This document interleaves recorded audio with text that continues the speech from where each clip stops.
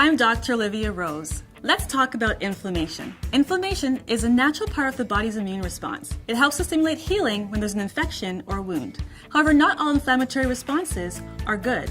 Some conditions, such as allergy and rheumatoid arthritis, are characterized by an overactive and self-inflicted inflammatory response, where the body attacks itself. Now, what you eat and drink can play a role in how your body deals with inflammation. Today, I'll show you a nourishing turmeric latte recipe that is anti-inflammatory and tastes great.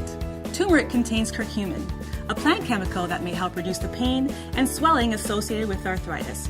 It's also great for digestion.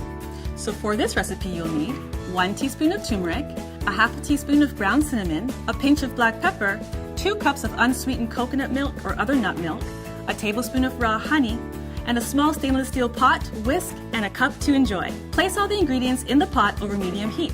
Whisk the ingredients together. When hot, remove from the heat, pour into cups, and enjoy. And that's it! Be sure to visit the Vitarock blog for more of my health tips and recipes.